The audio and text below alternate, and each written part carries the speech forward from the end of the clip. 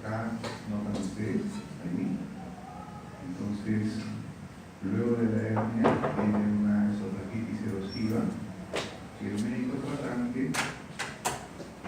toma biopsias exactas, como les estoy comentando, ¿no? Esto ¿De no acuerdo? Muy bien. Entonces acá está. Este es el esófago. Vean que está por lejos de este edificio. Y acá están las biopsias de las erosiones. Listo, doctor, vamos a la siguiente.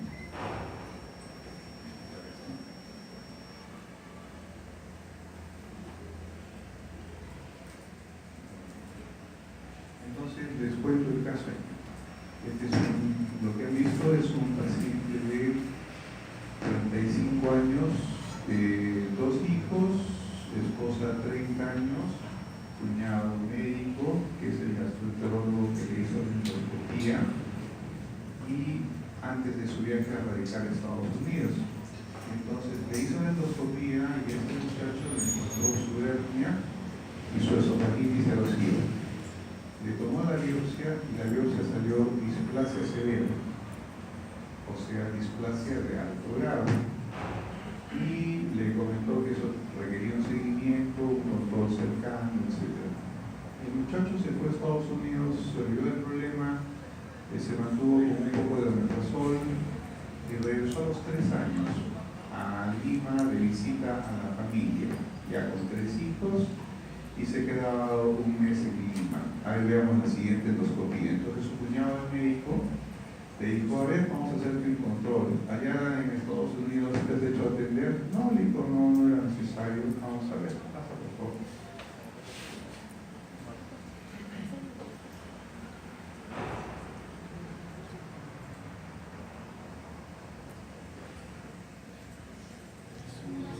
Entonces ahí vemos esa lesión que ustedes veían que eran unas erosiones.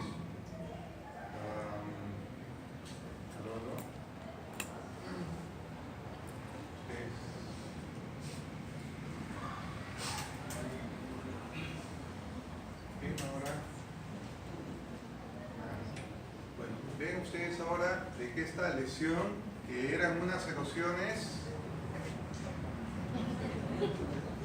sí, repite, me estás fauleando.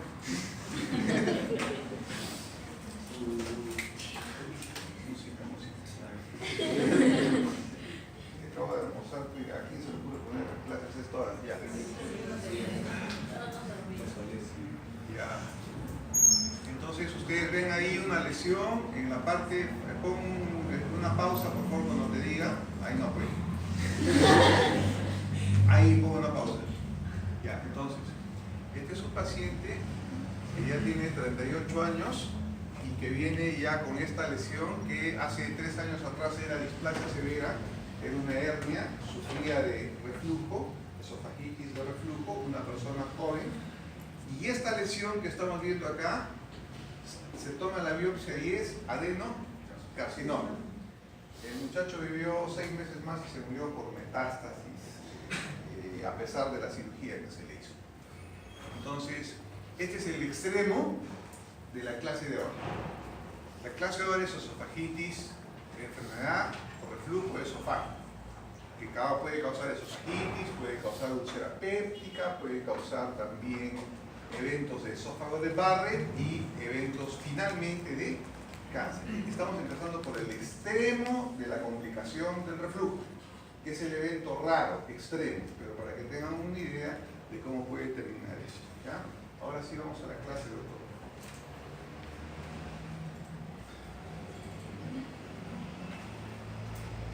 En otro grupo siempre me ponían un micro, no sé si el grupo de ustedes está, pero a ver. No hay micro, pues. No hay micro, ¿no? No hay, bueno. Pero yo hablo fuerte por si acaso, así que... A ver, este es el hospital donde estoy trabajando en este momento, el INEM. ¿Dónde están los médicos del INEM? Uno, ¿no? Los compañeros, Cristo Pobre, Clarke, no han venido.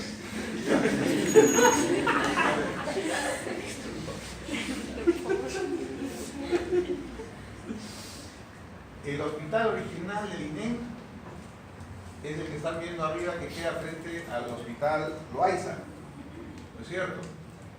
Es ahora lo que es la maternidad. Yo soy, mi alma mater es San Marcos, y actualmente soy tutor gracias al FINAO, al doctor Guamán.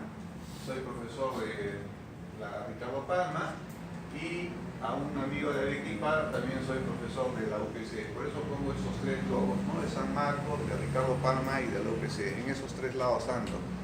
La siguiente. Enfermedad por reflujo. Hay que leerlo. Es un trastorno crónico relacionado con el flujo retrógrado del contenido gastrodenal al esófago y órganos adyacentes, es decir, esófago, pero puede subir acá a la garganta, se puede meter un poco a la tráquea, a los bronquios y también a la cavidad orofaríngea, ¿por cierto?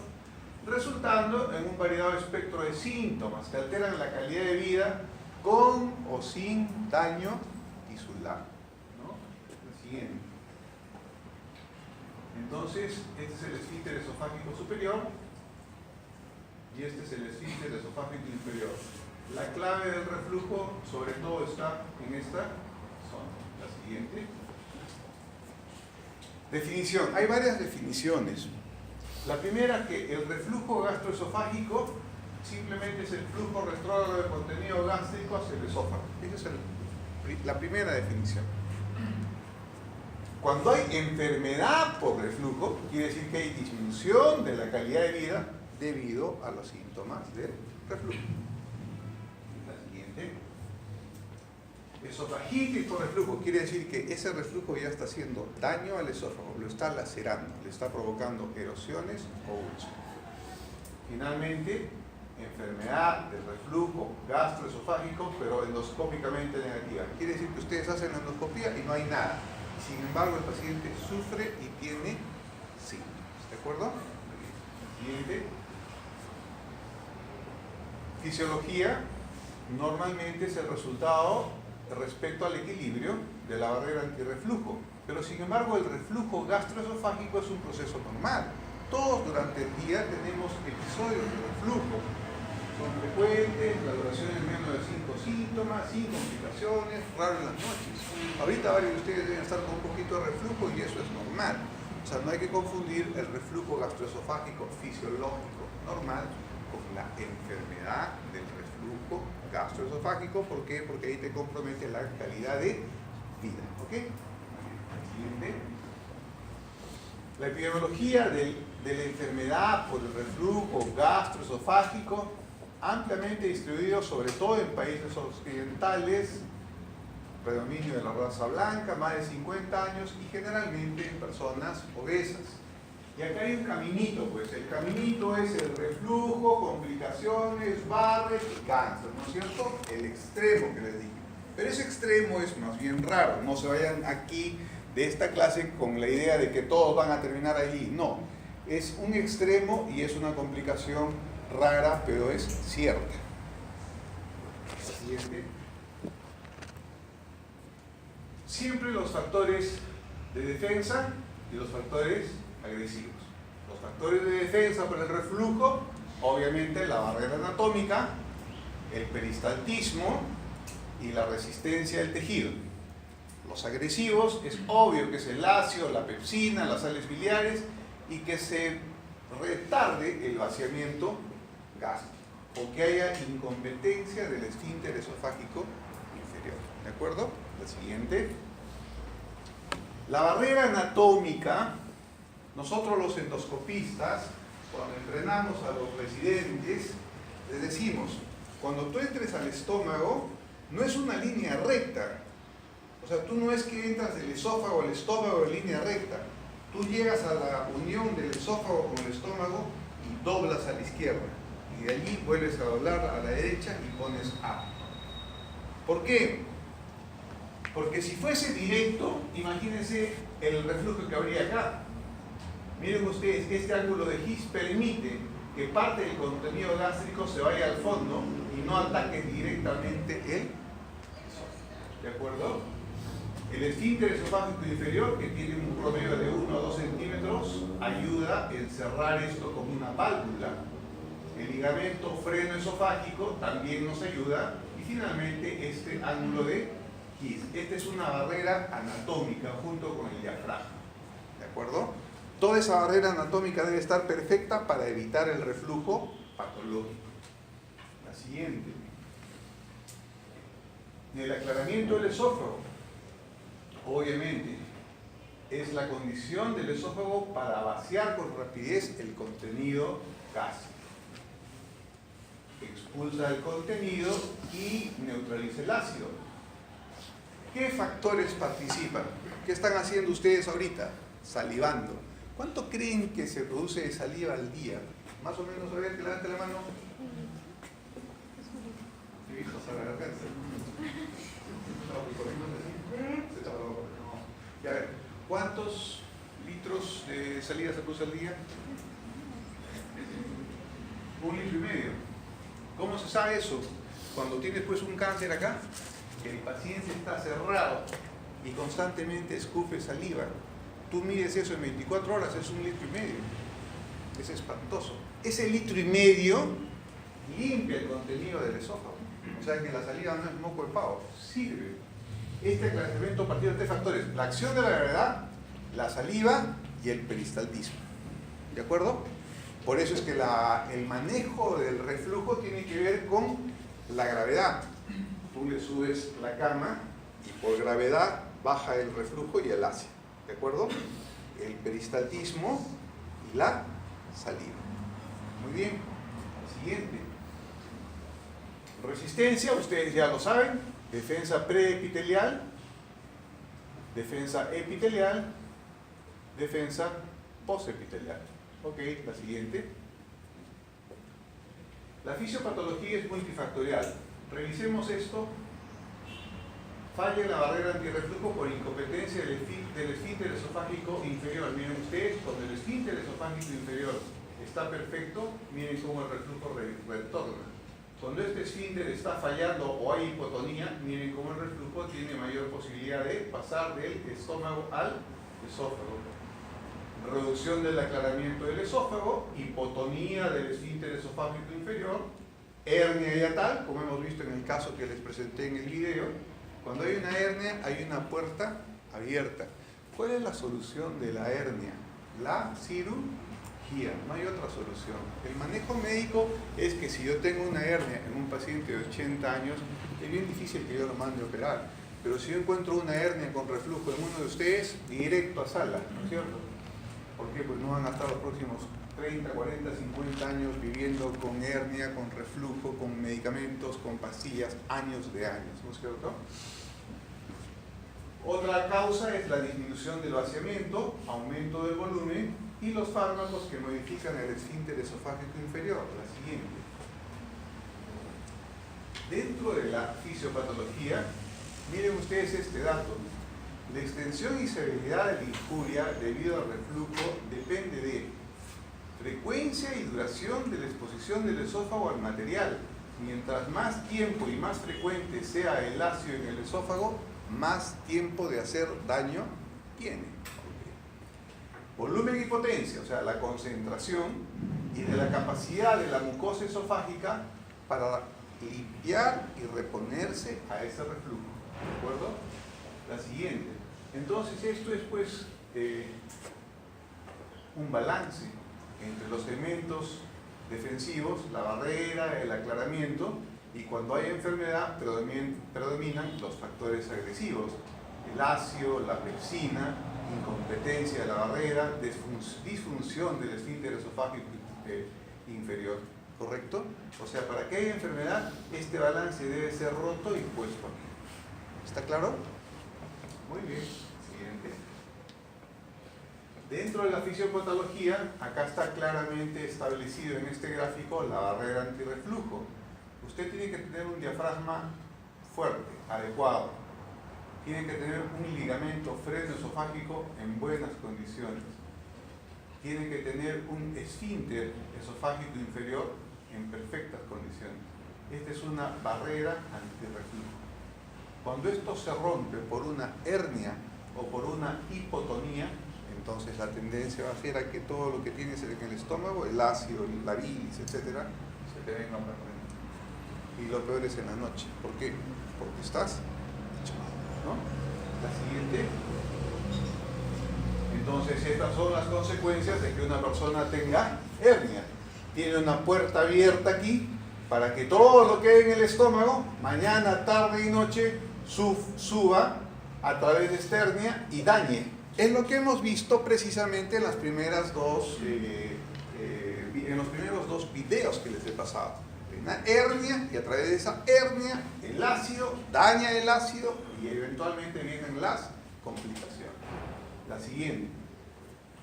Recuerden, la solución de la hernia generalmente, o sea, debe ser quirúrgica, pero no siempre es así porque depende del terreno que ustedes pisan.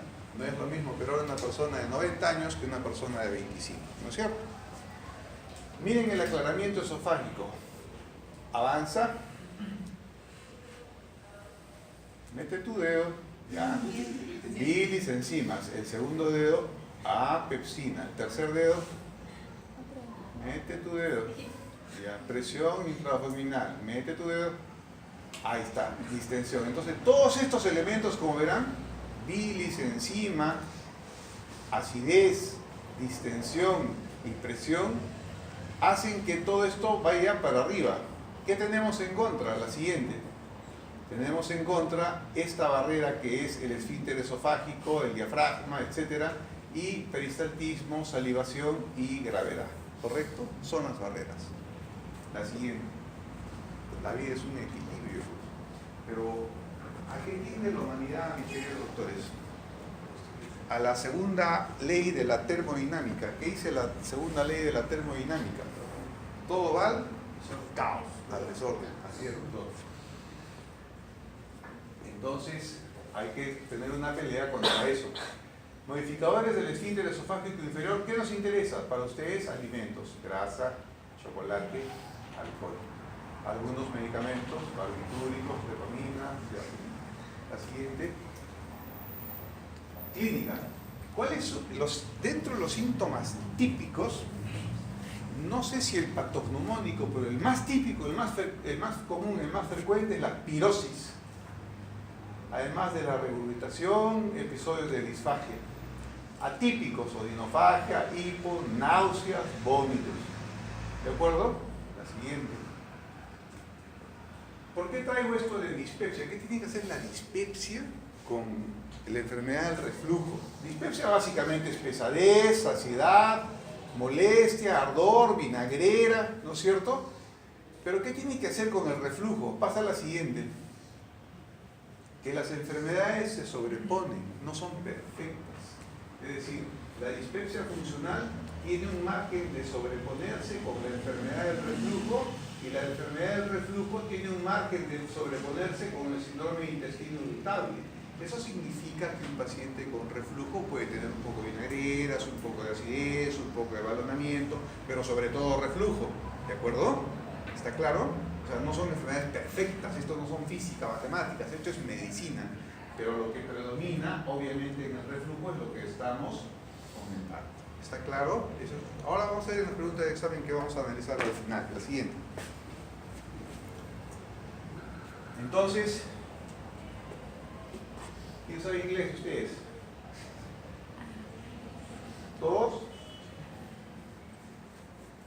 Deben saber, ¿no? Cualquier congreso que vayan, cualquier publicación que hagan, todo es en inglés. Entonces tienen que dominar el inglés. Esta es la barrera del esófago. En condiciones normales, aquí tenemos al ácido, que es de color amarillo, y a la pepsina, que es triangular. Y en el elemento defensivo tenemos acá el bicarbonato. Estas son las terminaciones nerviosas. Pero cuando ya se produce el ataque del ácido, esta presencia de ácido y de pepsina empiezan a atacar estas uniones, ¿de acuerdo? E ingresan a esta barrera. Acá atacan, ensanchan, pasa a la siguiente, y acá empieza ya el daño severo, es decir, empieza el dolor en algunos pacientes, empieza el daño y el ataque severo en donde destruyen la mucosa, producen erosiones, producen úlceras. ¿De acuerdo? Bien. La siguiente. ¿Quiénes terminan en el médico? Un grupo pequeño. Otro grupo va al médico general. Y la mayor parte de gente se automedica. Toma sal de Andes, agua de papa, etcétera, etcétera, ¿no? La siguiente. Las manifestaciones extraesofágicas.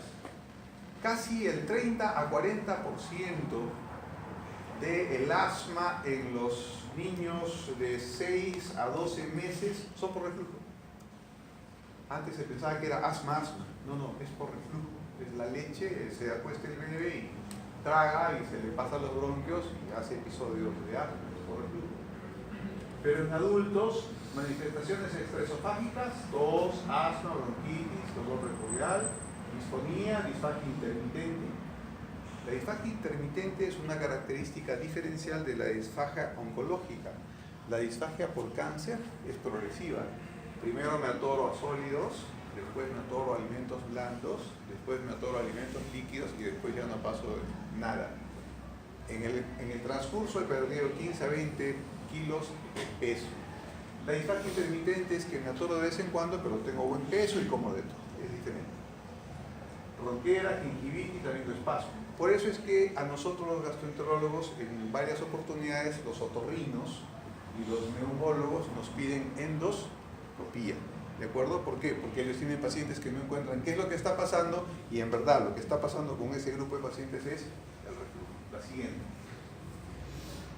Diagnóstico, tenemos la clínica, la endoscopía, la radiología, la histología, la manometría y la pH-metría. La siguiente. La clínica. La endoscopía es buena técnica, pero tiene poca especificidad. Porque, acuérdense, hemos dicho que yo puedo tener enfermedad de reflujo estando el esófago aparentemente sano, ¿de acuerdo? Y puedo tener reflujo con hernia, puedo tener reflujo sin hernia, puedo tener reflujo con esofagitis erosiva o sin esofagitis erosiva. ¿Está bien? ¿Está claro? Muy bien, entonces, por eso es que la endoscopía es una buena técnica, pero, a ver la siguiente. Esta es la clasificación de Los Ángeles. Quiere decir que yo tengo reflujo y con las bustas tengo erosiones de menos de 5 milímetros. La siguiente. Los Ángeles B, acá no se ve muy bien, pero se supone que tiene erosiones en dos cuadrantes que no sean mayores de 5 milímetros. Los Ángeles C, significa que ya estas erosiones se están uniendo y están empezando a cerrar el lumen. La siguiente, Los Ángeles D, ya hay una severa estenosis del lumen y se unen totalmente todas las erosiones y úlceras. Esta es una esofagitis severa. ¿De acuerdo? La siguiente. ¿Para qué sirve el esofagograma? Para ver si el lumen está patente, está normal, o a veces se encuentran ustedes, miren ustedes aquí el lumen, y miren cómo sale por aquí un Bieber. Muy bien, la siguiente. Están todos despiertos. No puedo creer, a ver. Ahí al fondo. A ver. Tú, la lista está remangado. Pásale la voz, a ver. ¿Está despierta? Sí, está despierta. No sé, que ustedes son raros. En las otras clases la mitad de esta hora estaba dormida. Bueno, por deslizamiento y paraesofágica, ¿no? Muy bien, la siguiente. ¿Para qué sirve la manometría y para qué sirve la pH-metría? No se les ocurra a todo paciente por reflujo pedirles estos exámenes. Estos exámenes son muy sofisticados, muy caros y solamente se piden en algunas circunstancias. En la manometría me permite evaluar la presión y relajación del esfínter esofágico inferior. O sea, ustedes van donde el gastroenterólogo, él les coloca una sonda por la nariz, delgadita, esa sonda llega hasta el esófago en unión con el estómago y se la lleva unida a un contómetro, digamos, 24 horas. Después de 24 horas sacan la sonda y chequean lo que ha captado. Y lo que ha captado es la presión del esfínter, y ha captado qué tanta acidez hay en determinadas horas y lo relaciona con los síntomas. Entonces, la manometría me va a decir qué tal presión tengo allí y la pH-metría me va a decir la capacidad del esófago para eliminar el ácido. Es decir, registra cuando tu pH es bajo, es decir, cuando hay harta acidez. Menos de 4, ese es el punto clave. ¿Está claro? La siguiente. Tratamiento, entonces dieta, ejercicio, manejo del sobrepeso, posición antirreflujo, tratamiento médico y tratamiento quirúrgico. La siguiente. Dieta. Comidas frecuentes de poca cantidad, evitar grasas, café, cítricos, cigarro y alcohol. Es decir, no tengas vida. No acostarse hasta después de 2 a 3 horas luego de la última comida. Evitar el sobrepeso. De la mitad de acá, mueres. Evitar estreñimiento, evitar ropa ajustada, hacer ejercicio regular, posición antirreflujo. ¿De acuerdo? Posición antirreflujo significa aquella posición, no que ustedes le digan a su paciente, póngase 2 almohadas, ¿no es cierto? ¿Por qué? Porque en la noche se da volantines o a la esposa le da un rodillazo y el otro se, ¿no? Entonces las almohadas vuelan por allá. Significa levantar la cabecera de la cama por lo menos unos 15 a 20 centímetros. ¿De acuerdo? Como yo trabajo en el INEM, trabajo con gente pobre. Algunos de clínica, pero sobre todo pobres. También trabajo en clínica, entonces trabajo con gente como ustedes, rica, ¿no es cierto? Entonces tengo de todo. También he trabajado con militares en la Marina. Entonces, en alguna oportunidad de tanta gente pobre que yo veía, yo les decía a los pacientes pobres, pues, ¿no es cierto? Oiga, ¿sabe qué? Eleve la cabecera de su cama y póngale pues 2 ladrillos en las patas de la cabecera para que duerma así. Ah, ya doctor, no se preocupe, yo consigo ladrillos o adobe, lo que sea, y le pongo. De tanto repetir, un día estoy en la clínica Ricardo Palma y me toca pues una señora Álvarez Calderón de Valdechea y no sé qué tantos, dueña de medio de Lima. Y entonces pues yo le digo, mire señora, ¿sabe qué? Te tiene un reflujo, hay que levantar la cabecera de la cama. ¿Y cómo se levanta la cabecera de la cama? Fácil, le digo, ponga 2 ladrillos. Doctor, me dice, perdón, mi casa es Luis XV comprada en Europa, ¿no? Entonces yo le dije, llama a su decorador, que le ponga, ¿no?, algo especial, y yo quedé, pues qué vergüenza, por Dios, a la señora, que le ponga ladrillos. Entonces, al poco tiempo, viene un médico famoso, un enano, viene y me dice, oye, ¿sabes qué? Tengo reflujo. Entonces yo digo, pues, ¿qué le digo? ¿No? O si llama, porque como también era millonario, le digo, pero era médico, pues, o sea, el médico con millonario no juega, pues, ¿no? ¿Qué millonario se mete de médico? Bueno, este era un médico que había hecho plata, ¿no es cierto? Bueno, entonces, ¿qué le digo? ¿Qué le digo? Entonces le conté la anécdota, pues le dije, doctor, no quiero decir su apellido, doctor Vigil, le dije, doctor Vigil. Le digo, resulta que yo tenía pues una paciente pobre, le ponía los ladrillos, después me vino la rica, que tenía que su decorador, y a usted pues, ¿qué le digo? Ah, fácil, me dijo, pues doctor, 2 libros de Testit la tarjeta. Así que ya con eso coronamos, ¿ya? Ok, pasa a la siguiente, por favor. Entonces cuando uno está pues con la cama, el otro sufre, ¿no? Bueno, la siguiente. Y ustedes verán que no todo es endoscopía. O sea, ustedes dicen, bestial, tu endoscopía está regio, no tienes nada. No, pues el paciente está podrido y la endoscopía hemos visto que es solamente una parte del reflujo. La siguiente.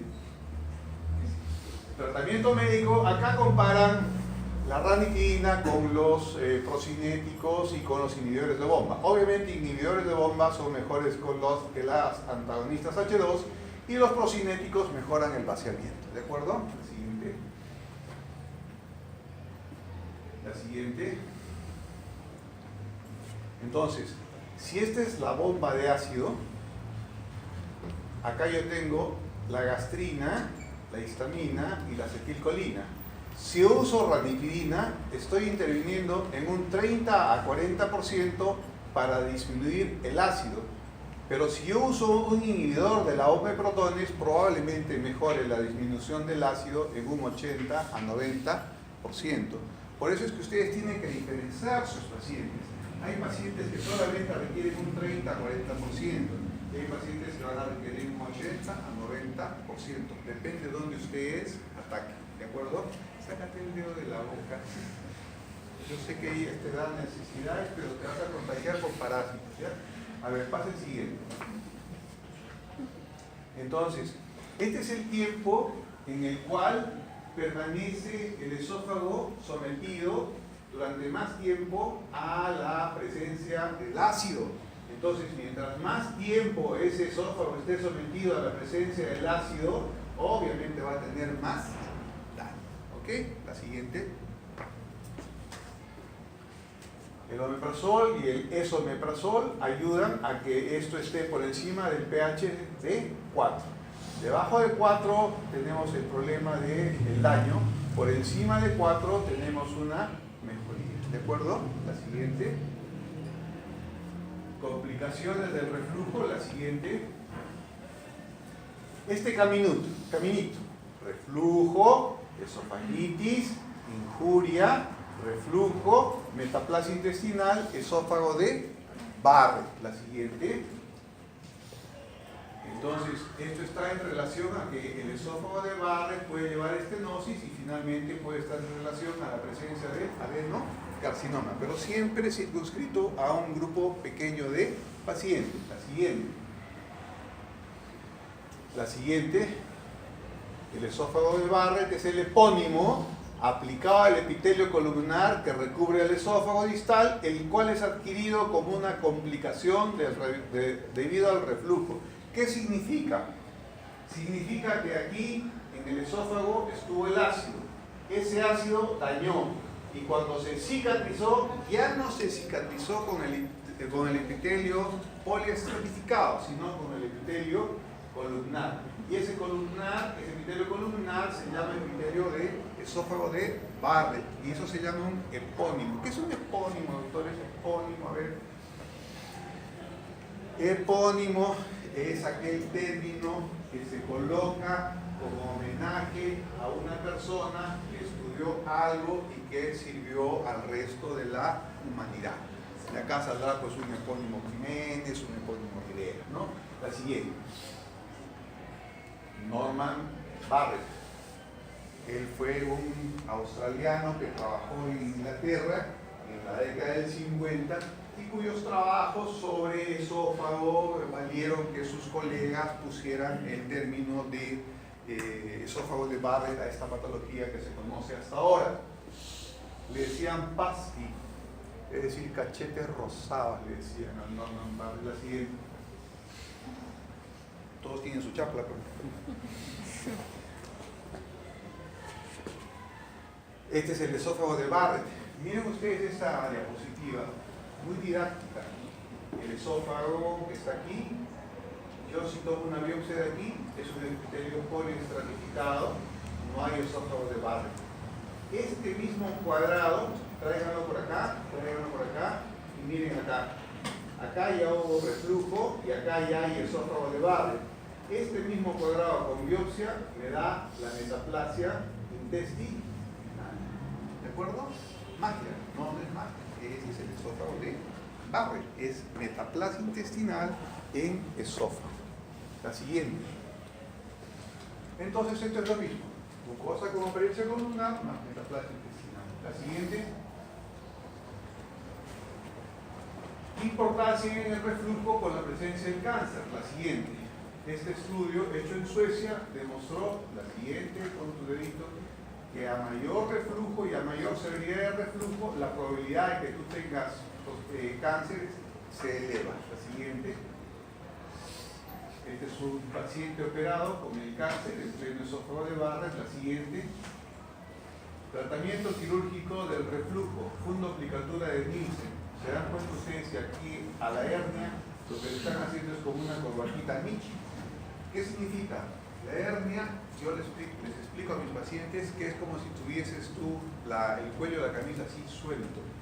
Entonces el cirujano no va a entrar a cortar nada. El cirujano lo que va a entrar es ajustar tu cuello.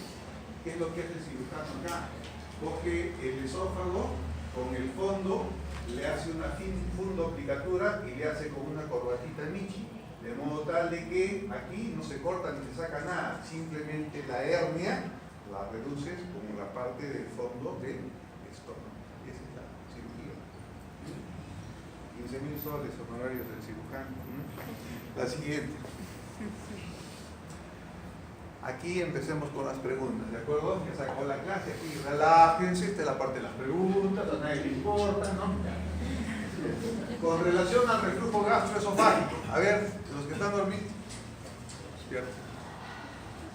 Ya, a ver, pero siéntate bien, no despierta, estás echada. Ya, a ver, pregunta de examen. Vamos a empezar a repasar con ustedes, ¿ah? ¿Quién está despierto? ¿Quién falta? ¿No está despierta? Saca la mano de la boca.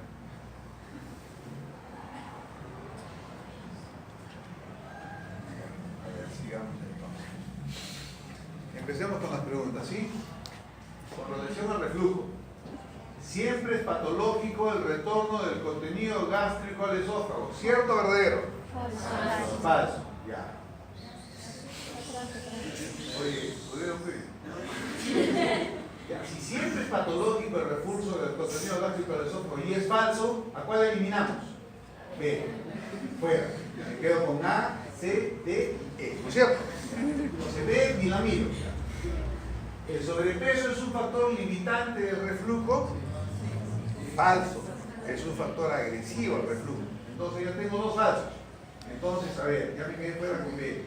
Dos falsos. Ya. Estas tres fuera, ya no pienso, nada. Las tacho. Estas dos, acá están. ¿No es cierto? ¿Está bien? Ya están bien, ya saben cómo es el examen, ¿no es cierto? Estas tres, nada. Me quedo con estas dos. ¿No es cierto? Ya. O sea, la tercera es la que viene, a ver. ¿La producción normal de saliva previene el reflujo? Sí. Sí. Entonces, verdadero. ¿La dos? La sea. Ya. Sigamos.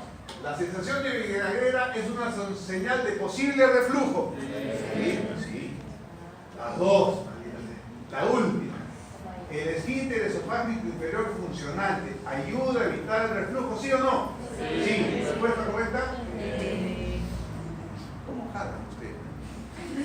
La siguiente, a ver. Ya, no las nuevas de ahí, ¿no? Acá los quiero ver. Vamos a primero descartar, ¿ah? Porque acá suman verdaderas, falsas, falsas, verdaderas y toda la hasta su abuelita. A ver. El vaciamiento gástrico lento predispone al reflujo. Verdadero. Verdadero, sí, pues. Yo si tengo retardo en el vaciamiento, tengo reflujo. Verdadero. Verdadero. Y cuatro. Ya, sigamos. La bilis en el estómago neutraliza el ácido y previene el reflujo. Falso. Entonces un verdadero y un falso. La mucosa esofágica tiene una acción protectora por la barrera del moco que produce. El pH del esófago mayor de 4 evita el reflujo. Verdadero. Entonces tengo tres verdaderos y un falso. La velocidad del vaciamiento del contenido esofágico es intrascendente en la progresión. Falso. Entonces, 2 y 5 son falsos. Respuesta correcta. ¿Está bien? La siguiente. ¿Qué factor de los abajo mencionados favorece el reflujo gastroesofágico anormal? ¿Producción de saliva? No. ¿Pericentismo de esófago? ¿Perímetro abdominal aumentado? Sí. ¿Presión intratorácica negativa? No. ¿Presencia de esfínter esofágico inferior? Respuesta. La siguiente. Mujer de 26 años, una de ustedes, natural de Itayacaja, vino a Lima hace 8 meses, trabaja como empleada doméstica. No, ya, estudia medicina, ya. Desde hace 3 meses, síntomas de acidez y vinagreras constantes. ¿Qué otros síntomas nos hacen pensar que tiene enfermedad por reflujo? ¿Gases? Pirosis. ¿Diarrea, cólico? Hipertensión. La siguiente.